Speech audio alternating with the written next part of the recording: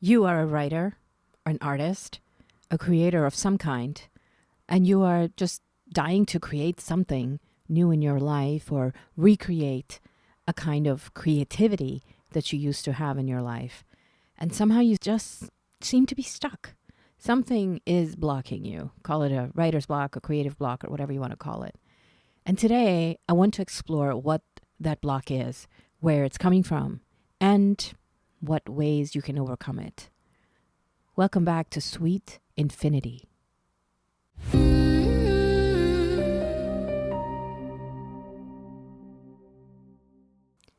My name is Karen, and today I will be reading from the Tarot of Curious Creatures deck. This is a deck I've read from before. It's by Chris Ann. I really like this deck. The colors are so vibrant. The artwork is so unique. It's got this collection of hybrid animal humanoid characters, and it comes with a booklet that explains some of the significance of the animals and the symbology that are in this deck. If you're interested in purchasing this deck, I'm going to leave links in the description where you can purchase it via my affiliate links. I would appreciate that very much. I'm also leaving links to my Patreon. If you're interested in supporting my work, I would appreciate that too. I have a lot of content on this channel and it's growing. I release 2 videos every week that have to do with tarot and oracle readings. I do a different kind of reading each time, and I try to combine elements of psychology and mythology, mysticism, and my own intuition and imagination to do a reading that hopefully resonates for you. Please remember to subscribe to this channel if you haven't already, and hit the little notification bell so you can get notified. I'd also love if you could do a thumbs up and leave me a comment about what you like about tarot and oracle. Do you use it in your own practice? Do you use it as a way of fortune telling, or do you use it as a way of more understanding the present, or a combination of the two? If you are also interested in getting one-on-one readings with me, I would be happy to do that. Just leave me a comment and I'll get back to you about that. I'm also going to be releasing some educational content about how to read the tarot using some of these multiple modalities that I have, that I tend to use. So, 10 of Swords, wow. So we are talking about how you might be blocked creatively. And the first card that just jumped out of the deck is 10 of Swords. The 10 of Swords, as anyone who is familiar with the tarot will tell you, is a card about just being burnt out. 10 of Swords is about being tired, about being exhausted, about being burnt out, for lack of a better word. It's a card that definitely explains why you might be blocked. You have been carrying a lot of weight. You have been carrying a lot of stress, a lot of responsibility, and you are tired of carrying it. How are you supposed to be creative when you have the weight of the world, or at least your world, on your shoulders, right? And so that is the case with a lot of us. A lot of people are feeling that way, and it's like, oh, creativity, that would be nice. Well, that would be nice. So that's our reading for today. Why are you blocked? Of course, there are aspects of our lives that are out of our control. The economy, the weather, vast numbers of things that are out of our control. However, what I'm talking about is something personal. What it is that you might be suffering from that's blocking you from being able to even commit to a practice, a creative practice, or a new venture. Something creative, because creativity comes in a lot of forms. Now, whatever your form is, one of the biggest things that's blocking you is that you are literally burnt out. So let's pick some more cards and see what comes up. So I am a writer and artist, and I like to create journals, soaps. I do crocheting, I write poetry, I write stories. So I do a lot of different creative things. And I have been through this burnout myself. So I know what that's like. And I know what it's like to live a lifetime of worrying about practical matters, real bread and butter types situations, and not having the luxury to be able to be a creative person, not having the sense that we have the time money, resources, energy to be able to dedicate to a creative practice. That's why I've never really pursued any of those things in a way that could be considered professional or serious, for lack of a better term. However, I've also been reconsidering the idea of why that is. Of course, we have to pay our bills. Everybody has to pay our bills. But we also live in a society that burns us out way beyond is necessary, way beyond just paying our bills, and makes all of us kind of sign on to this contract that we were never consulted on, that leaves out some of the best aspects of our life, some of the best things that we wanted to do in life, whether it was making some kind of music or pursuing dancing or pursuing gardening, writing, of course, painting, drawing, sculpting. We are basically taught that that is stuff that only a few very privileged, very chosen people kind of tend to do. And the rest of us are just schmucks in the rat race, and we have to just toil away and accept our lot in life. And you know what? I reject that. I reject that. I want all of it because this is our only life. And to me, it's not good enough to be told that we can't live it with any kind of joy, with any kind of fulfillment, with any kind of meaning. So I decided over the years that I'm going to pursue a creative practice along with paying my bills. I'm going to do both. But I've had blocks in the way. 5 of Wands. Wow. So this is a block that you might be having as well or have had. And this is about rivalry. This is about competition. This is about a tug of war. If you notice, these two characters are in a tug of war, right? And they're both standing on sticks. So they're both kind of in this precarious situation. I'll bring this closer to the camera. They're in a precarious situation, both of them, and yet they're both in a tug of war. You know what this reminds me of, this card? That TV show Squid Game, where, no spoilers, but there is a part where there's 2 teams and they're doing a tug of war, and they're being forced to play these games. So they're not actually doing it because they want to. In fact, they kind of feel bad for each other, but they have to play this game in order to get to the next level. In fact, in order to survive. If you notice that neither of them stands to gain much because they're both on these sticks. And you might wonder, why don't they just stop fighting and help each other off the sticks, right?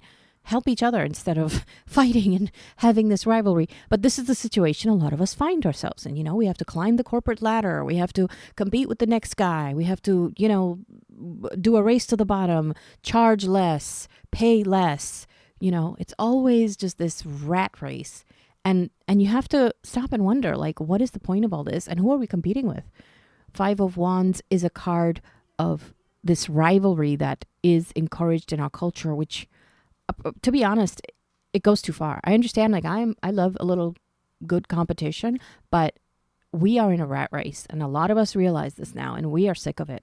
So, you know, again, with the blockages, 10 of Swords, being burnt out, being in this constant hyper-competitive system, which causes us to not see each other as collaborators, but as rivals, as competitors, as people who might sabotage our success. A lot of people live in that state of this scarcity mindset, as it's called. But it's not there because of this individual problem. It's not an individual problem that you have a scarcity mindset. We live in a world where we are told that everything is a fixed pie, everything is a zero-sum game, and if you gain something, that means somebody else has to lose something, and if somebody else gains something, it means you have to lose something. And where do we learn these things from, and why does it have to be that way? To be honest, it really doesn't. 3 of Cups. Now, this is a cup. When I just said this, it doesn't have to be that way. 3 of Cups is friendship, collaboration, camaraderie. If you see these 3 ladies, they are just having a good old time. They're just chatting away. You know, they are together. They're equals. And they realize that. And they've sort of stopped competing. And maybe they just are trying to collaborate in some way, or at least trying to have fun in some way. And that's so important. This could be a book club. This could be a writing group. This could be some kind of board game get-together that you do with your girlfriends all the time. This could be some kind of neighborhood association where you get together with your neighbors and put on a bake sale or something, or do some kind of fundraising for a homeless shelter or for the library. I'm just saying that there is community here. There is a sense of communal space. There's a sense of third space, what's called, where there's, besides work and home, there are places where we can go and hang out and be with each other and network and create bonds with our neighbors and friends. And that's so important. And that is possible. The rivalry, competition, this constant drive for more and more, and in a way, a race to the bottom, right? So everybody is always looking to pay people less, and yet at the same time, we're looking to extract the most out of what we can. And there's a very hyper-competitive, hyper-consumerist system that we're in. That's not the only way to live. That's not the only way to live. What else is there out there? Hangman. Change your perspective. That's what the hangman is about. The hangman or the hang person or whatever is about, hey, flip things upside down, see what happens. Because it doesn't have to be just one way. The hangman sees the world and says, hey, what if things were different? What if we didn't accept that everything is just one way? What if we could just change things? What if we could change our perspective? Why do we have to keep the same perspective that we've always had, or that others told us we have to have? Who told us we have to accept this set of perceptions and not question it and not adopt a different set of perceptions, especially if there's evidence that there might be a better, more accurate set of perceptions? Why do we have to live in a world that's full of burnout, full of competition, hyper competition, right? Unreasonable competition. Why? Why can't we change our perspective? What stops us? The devil. What a perfect thing. I mean, I just pulled these cards out, really. And the devil. So the devil in tarot, like all the cards, is a contextual card. You have to read the context of the rest of the cards and the reading overall. In general, the devil stands for temptation, addiction, things like that, where you are trapped in some kind of self-induced traumatic situation. What that means is that the trauma that you are responding to is real and was caused maybe by external forces, but on some level we end up recreating it for ourselves. We end up staying stuck in the old patterns. That's what the devil really is. So for some people that might show up as giving into temptation all the time, doing something that you know you should not be doing. Or it could come through as addiction of some kind or another, where you are addicted to a substance or a habit or a behavior or something or another that you, again, know is bad for you. The devil is able to trap us because we let him, because we have not yet resolved that trauma that tells us that that's the only way to be. And that is what's keeping us here. That's what's stopping us from changing our perspective, pursuing friendships and collaborations that we could benefit from, and staying in this hyper-competitive and burnout space where we just go back and forth, where maybe we have a lot of drive and we want to compete, we want to do things, we want to achieve, and then we get burnt out. And then we go back and forth. That is not a sustainable way to be. And yet we stay there. Why? Because we are stuck. These are cages, you see. These cages, the doors are open to these cages. These people could walk away from the devil, from the temptation, from the addiction. But they are stuck there. Why? Because they're repeating these patterns over and over. They're sort of sleepwalking through their life. Do you know people who are sleepwalking through your life? Do you know people who haven't quite figured out that this is our only life? This is it. And you know what? Maybe you made some mistakes. Maybe you missed out on something. Maybe you didn't do something in time. I understand that. Everybody has been there. Everybody has missed out on something. Everybody has regrets. There is literally no one on earth who doesn't. And yet, the rest of your life from here on out is still there. It's still up to you. Whatever time period we have left, we don't really know what that is, but it's there. It's not done yet. This is it. Are you going to live as your best self? Are you going to give up because the past sucked in some way? Are you going to sacrifice your future for the past? I don't think it's a good idea. A year from now, you're going to be sitting here thinking, if I had done this thing a year ago, I would be blah, blah, blah, right? So, 7 of Cups. You might even think, well, I can't make a choice, because that's what this card is about. It's about having too many choices, inability to choose, a decision fatigue, if you want to call it, for those of us with ADHD, where we don't make a choice. We don't make a commitment because we think, well, what about this? What about that, right? Look at this. All the choices this little doggy has, right? What should the doggy choose? I mean, Can you choose just one snack? I mean, look at all these choices. So the doggy wants all of them, but doesn't know where to start. And maybe if he pursues one of them, he might lose out on the others. And that happens. I understand. We don't know every scenario and where it's going to lead. And we sometimes want to sit there and double and triple and quadruple guess ourselves, right? And we want to wait and make sure that we're making the right decision, because what if I make the wrong decision? Maybe you have made wrong decisions, or you think you've made wrong decisions in the past, and now you're like not trusting your own ability to even make a decision. I get that too. However, here's the thing. They're all the right decision. All of these could be pursued. In fact, multiple ones could be pursued. For example, you could pursue one thing, come back, and then go pursue another thing. Or maybe you could pursue two things simultaneously.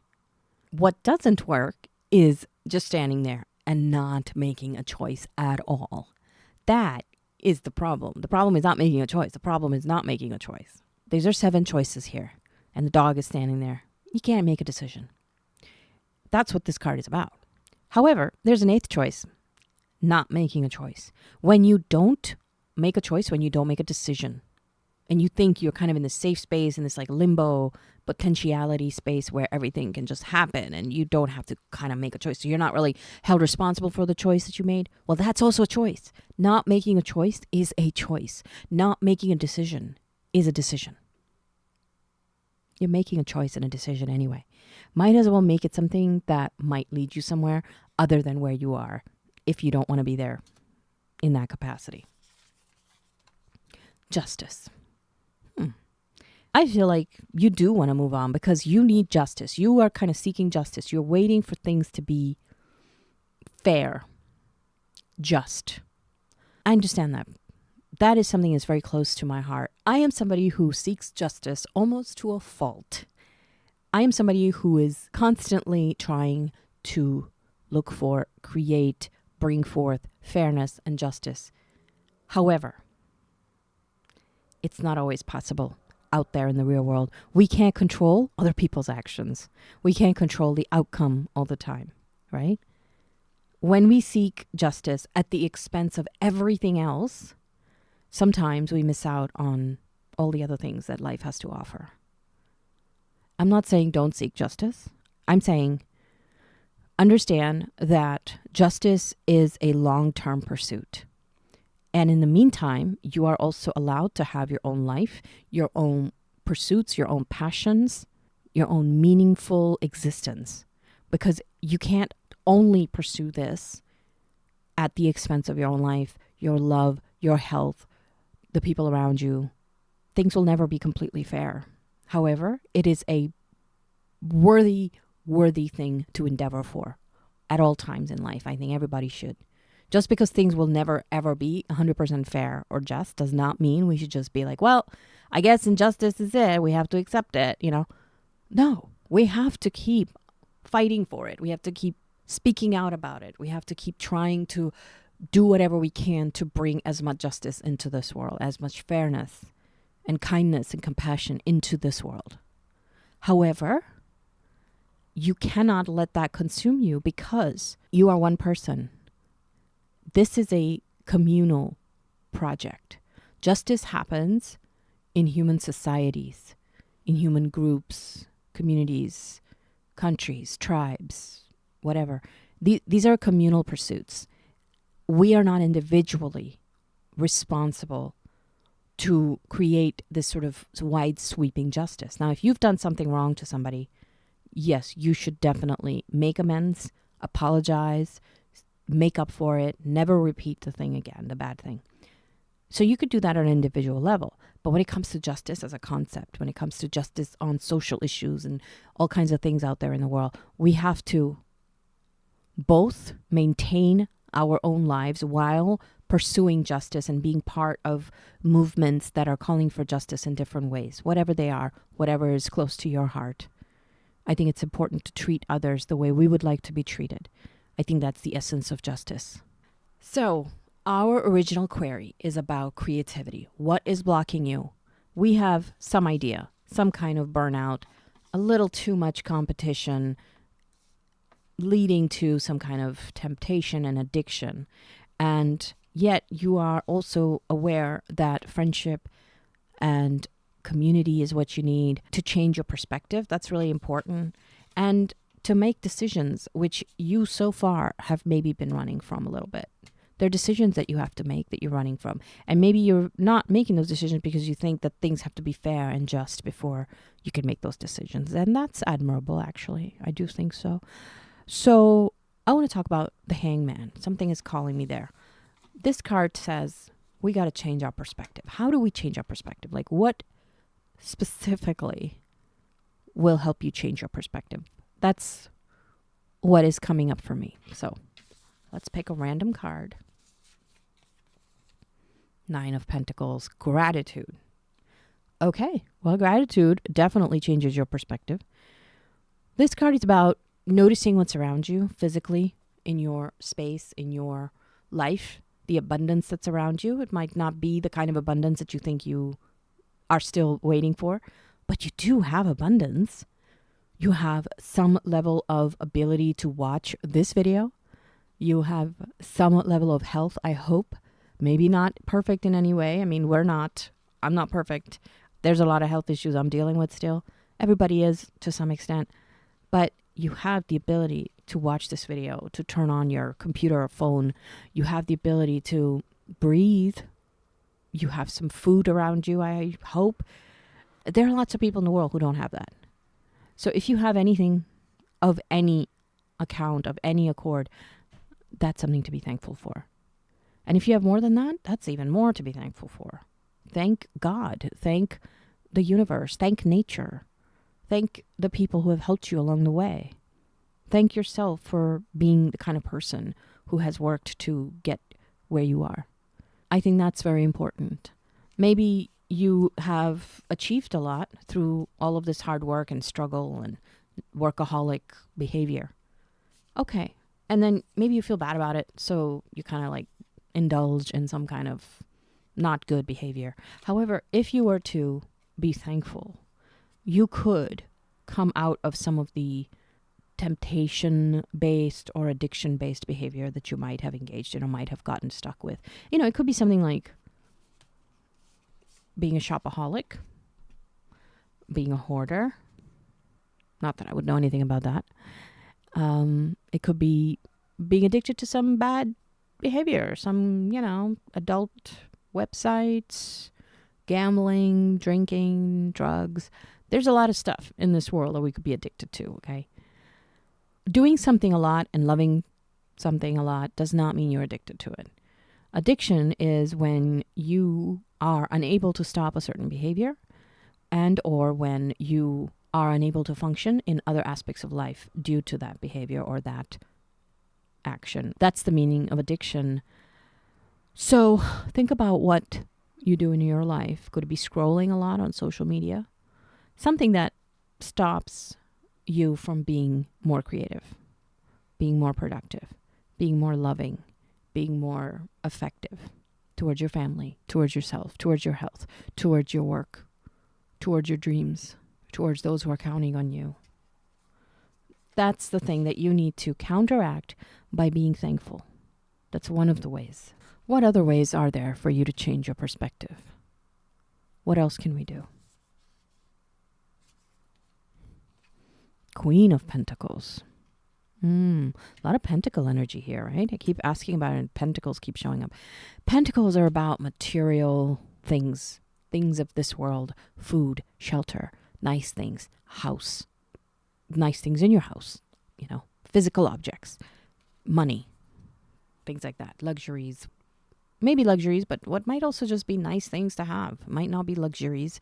It might be something that you really like to collect, for example. So it's about that material stuff.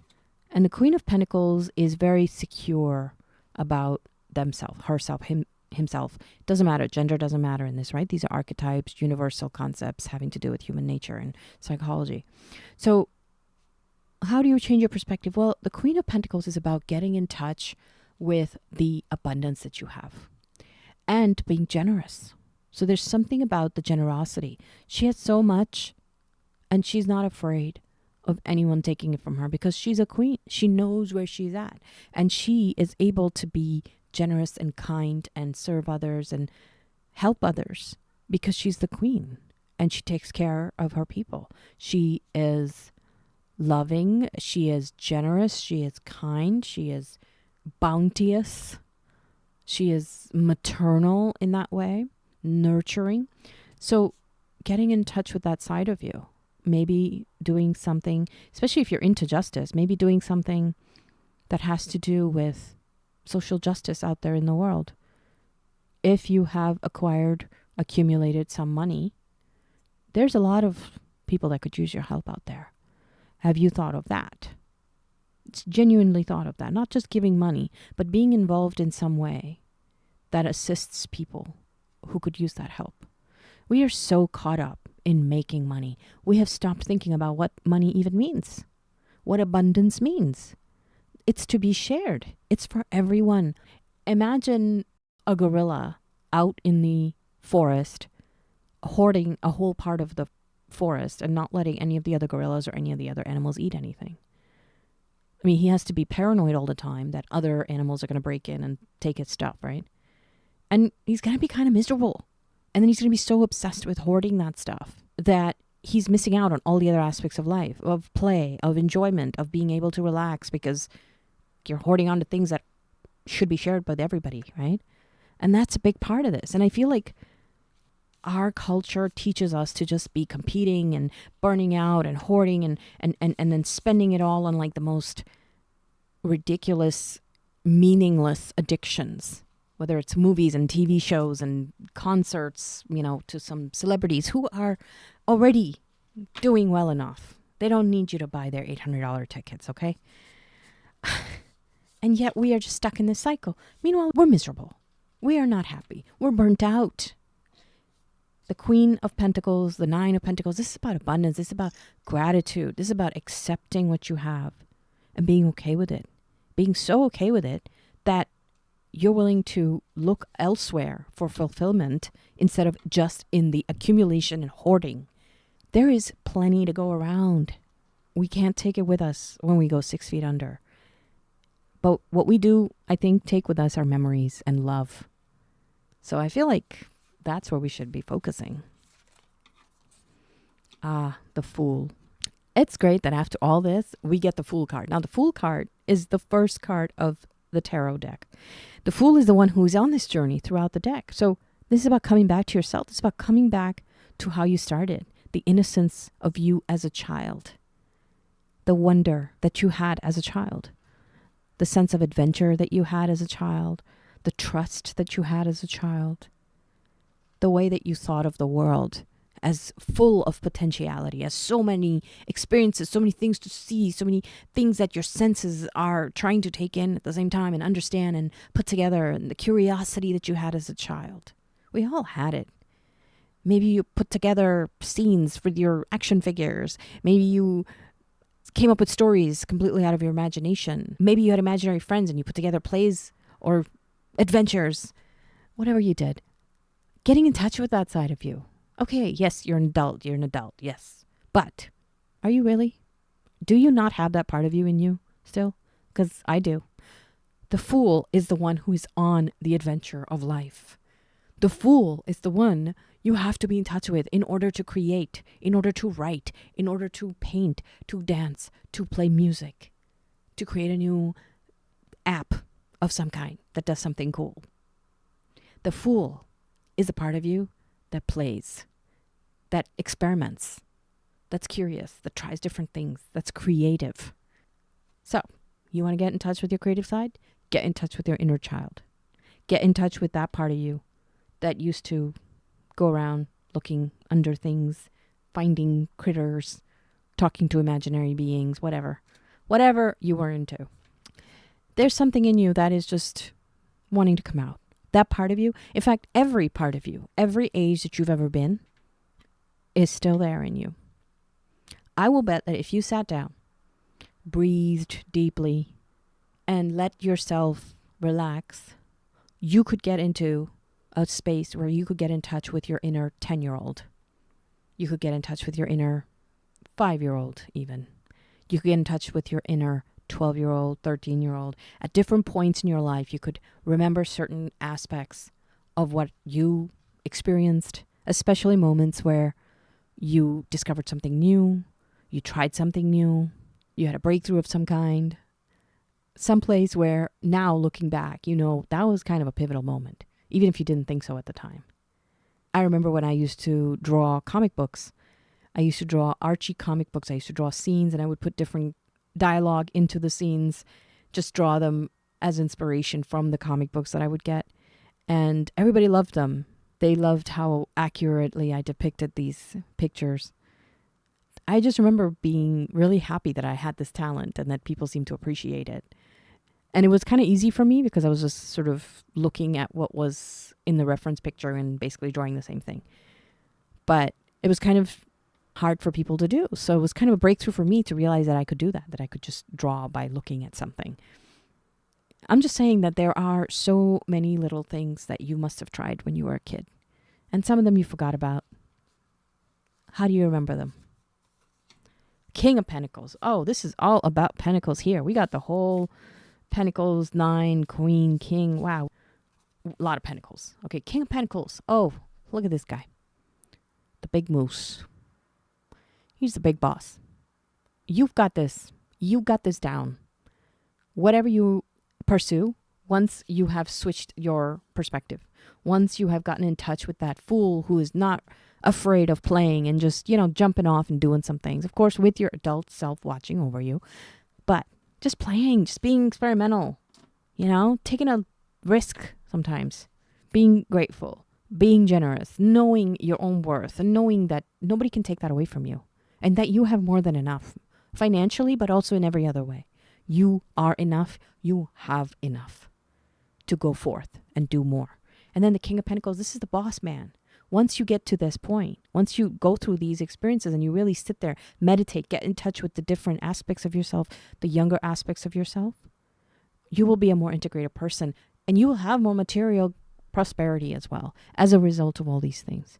Because material prosperity is something that follows you when you are able to channel your energy in a way that's productive, effective, that's useful to other people, that's providing some kind of value, some kind of inspiration or education to other people, or solving a problem for other people. Creativity is about solving problems. Even if you're writing a story or a poem, you're solving a problem. You're conveying something that other people will also resonate with. You are writing something down that you're not the only one who's feeling. You are actually speaking for other people, and you're able to put it into words. And you can hone your craft and you can get better and better and better, and that's okay. But this King of Pentacles is able to achieve that level of success that you're looking for in the craft that you're looking to do it in. Put your mind to it. The thing is, no matter what you choose, you can exceed your own expectations within any of these choices. You can succeed within any of these decisions and choices. Just choose. Choose one. It'll be the right choice because you chose it. That's how you can get in touch with your creativity. Don't let decision fatigue or insecurity stop you from making a choice. Sometimes the choice can also be what to draw, what to paint, where to start. There are lots of places where you can learn the actual techniques of the craft you want to get into. Look online. You have the greatest resource online. More information is online than in all the books in history. Of course, books are also important, but I'm just saying that you have at your fingertips all of this information. You have AI. You could even use AI. I'm not against it. You can ask AI where to look for certain information, and you can get a reference point or two and then go and search for that information elsewhere. For example, in a library, you could take courses. There's so many things you can do. Make a choice. If you commit to the choice, it'll be the right choice. And you can always choose something else later, but you have to start with at least one choice. That's how you're going to get over your creative block, is by deciding, by choosing to get over your creative block and choosing one thing, just the first thing. Don't think that this is the only time you get to have a choice. Don't think that this choice determines your entire life forever and there will never be a chance to make any other choice. That's not true. Just make this one choice right now. Choose to get up tomorrow and start with one thing that you can do towards your creative practice, whatever it may be. That's your choice. And I'm sure you can make it. This has been a very long video. I hope that this was helpful. This is a matter that's very close to my heart because I am in a place similar to this. And I'm also learning how to get over my own creative block. So I hope that this was helpful for you too. If you are interested in purchasing this deck, please check out the description where there are links where you can get it. It's a good deck. I like this deck. And please do check out my other videos as well. If you are interested in one-on-one readings, in some kind of consultation using tarot and oracle decks, you can choose which decks, or you can let me choose which decks you want me to read from. Let me know, and I would be happy to give you a one-on-one reading as well. I hope this was helpful and resonated with you. Come back and I'll do another reading for you. I usually do it Tuesdays and Thursdays. Take care of yourself. Take care of each other and have a sweet infinity.